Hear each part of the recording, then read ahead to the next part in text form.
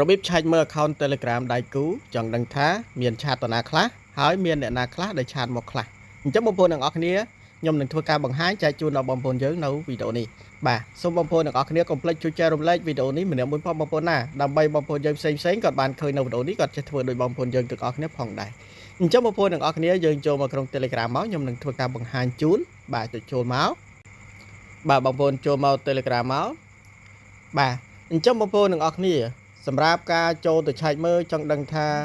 បាទដៃគូរបស់យើងហ្នឹងណាហ្នឹងបាទចាំបងប្អូនទាំងអស់គ្នាចង់ដឹងថាគាត់ឆាតទៅនេះទៅនោះឬមួយក៏គេឆាតមកឬមួយក៏គាត់ចូលទៅឆាតតាណាអីចឹងគឺមាននៅនឹងទាំងអស់បងប្អូនណាបាទអញ្ចឹងបងប្អូនទាំងអស់គ្នាគឺយើងចូលមកដល់ Telegram របស់យើងហើយយើងយកកន្លែងត្រី3បាទចូលលើត្រី3បាទបន្តមកទៀតបងប្អូនទាំងអស់គ្នាគឺយើងយកកន្លែង setting ចូលលើ setting មកបាទបន្តមកទៀតបងប្អូនទាំងអស់គ្នាយើងscrollទៅលើបងប្អូនទាំងអស់គ្នាយើងមករកដែលគេដាក់ថា data and storage បាទបងប្អូនណាហ្នឹងហើយយើងរកមើលពាក្យថា data and storage កន្លែងហ្នឹងមកបងប្អូនទាំងអស់គ្នាចុចចំកន្លែងហ្នឹងមកណាបាទអ្នកចុចចំកន្លែងហ្នឹងមកបាទ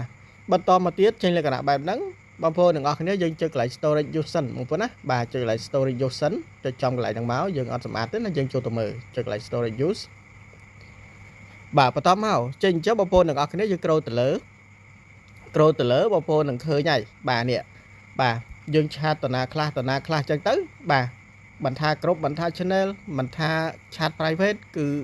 មាននៅកន្លែងហ្នឹងទាំងអស់បងប្អូនណាបាទហ្នឹងហើយគឺបង្ហាញមកហ្មងបាទបងប្អូនហ្នឹងហើយកន្លែងនេះបងប្អូនកន្លែងឆាតនេះបាទអញ្ចឹងបងប្អូនអាចចុចមើលទៅថាអូ account ហ្នឹងធ្លាប់ឆាតទៅអញ្ចឹងណាអញ្ចឹងចុចលើ account ហ្នឹងមកឧទាហរណ៍ហ្នឹងហើយឃើញទេបាទឆាតមានរូបមានអីអញ្ចឹងទៅបងប្អូនទាំងអស់គ្នាណាបាទអញ្ចឹងបងប្អូនទាំងអស់គ្នាយើងនឹងឃើញអ្នកឃើញអត់បាទអញ្ចឹងនៅពេលណាដែលបងប្អូនដែលយើងធ្លាប់តាក់ទងនរណាឆាតទៅនរណាគឺចង់ក្រងជាប់នៅកន្លែងហ្នឹងហើយបងប្អូនទាំងអស់គ្នាណាបាទហើយយើងចង់ដឹងថា account ហ្នឹងមានឆាតធ្លាប់ឆាតអ្វីខ្លះបងប្អូនអាចតុកលើ profile បានបាទបន្តមកឃើញលក្ខណៈបែបនេះបងប្អូនដោយសារតែ Telegram គេបានធ្វើការ update ថ្មីបាទបែបថ្មីគឺអញ្ចឹងវាចេញបែបនេះណាបាទកាលនៅពេលដែល Telegram អត់ទាន់ update គឺឆាតនៅកន្លែងនេះបាទនៅកន្លែងនេះអញ្ចឹងទៅបាទប៉ុន្តែឥឡូវ update គឺយើងចុចកន្លែងនេះមកណា message នេះចុចកន្លែង message មកបាទអញ្ចឹងបងប្អូនទាំងអស់គ្នាយើងអូសមើលទៅដឹងហើយបាទហ្នឹងហើយថា account ហ្នឹងឆាតទៅនេះទៅនោះបែបណាខ្លះអញ្ចឹងណាបាទអូខេអញ្ចឹងយើងចុចព្រួយចេញវិញមកបាទចុចព្រួយចេញវិញបាទហើយសម្រាប់ channel អីចឹងយើង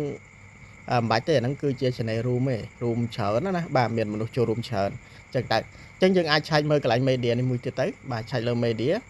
បាទអញ្ចឹងប្រលមិនថាគ្រប់មិនថាឆាត Telegram អី private អីផ្សេងបាទហ្នឹងហើយគឺបង្ហាញនៅកន្លែងហ្នឹងបាទអញ្ចឹងយើងអាចរកមើលបានថែមទៀតអញ្ចឹងណាបងប្អូនណាបាទហ្នឹងហើយថាវីដេអូហ្នឹងចេញមកពីប្រភពណាអញ្ចឹងទៅយើងអាចចុចមើលទៅណាហ្នឹងហើយបាទអូខេអញ្ចឹងបងប្អូនទាំងអស់គ្នានេះ file ទេបាទណាបាទនេះគឺជា file ទេមិនចាំមើលក៏បានដែរហ្នឹងហើយគេផ្ញើវីដេអូតាម file តាមអីចឹងទៅអូខេអញ្ចឹងបងប្អូនទាំងអស់គ្នាមានវិធីមួយយ៉ាងទៀតដែលគេនេះណាបាទយើងចុចព្រួយចេញវិញមកបាទ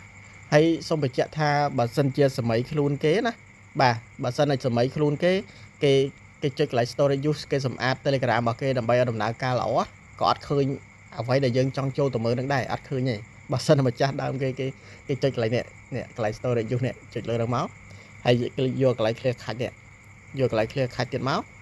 បាទនៅពេលណាដែលគេសម្អាតបែបហ្នឹងគឺយើងមើលលេងដឹងហើយបងប្អូនបាទហើយយើងចុចព្រួយមកយើងដឹងហើយនេះពេលណាដែលយើងគេសម្អាតបែបហ្នឹងយើងចង់ចូលទៅមើលគឺយើងមើលលេងដឹងហើយ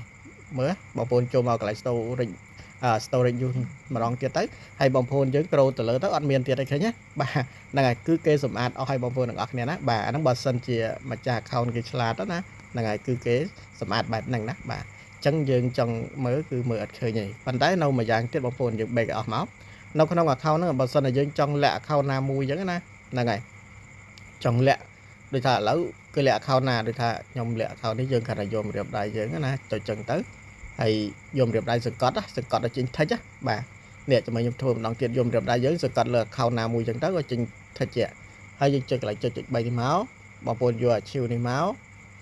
គេលាក់បាត់ហើយអញ្ចឹងដើម្បីចូលរកវិញបងប្អូនទាញចូលមកក្រោមមកយឹតយករៀបដៃសង្កត់ឲ្យជាប់ហ្មងអត់ស្កត់ទៅជាប់ហើយយឹតចូលមកក្រោមមកចេញជាណាឃើញទេអញ្ចឹងចេញអញ្ចឹងបងប្អូនយកពាក្យថា archive chat ហ្នឹងមក បាទអ្នកបងប្អូនអញ្ចឹងបងប្អូនយើងមាន account មួយឃើញមួយមានពីរឃើញពីរបើគ្រប់ក៏យើងអាចលាក់អញ្ចឹងបានដូចគ្នាណាបាទអញ្ចឹងបងប្អូនយកម្រាមដៃសង្កត់លើគ្រប់ណាមួយឬមួយក៏ឆាតណាមួយចេញអញ្ចឹងហើយបងប្អូនចុចកន្លែងចុច3បងប្អូនយកកន្លែងនេះអានឈីវនឹងមកយើងដោះវិញមកបាទហ្នឹងយើងចង់ដោះណាបាទដូចគ្នាបងប្អូនណាអូខេអញ្ចឹងបងប្អូនយើងវីដេអូនេះមានតែប៉ុណ្្នឹងទេបងប្អូនណាបងប្អូនអាចអនុវត្តធ្វើតាមនឹងបាន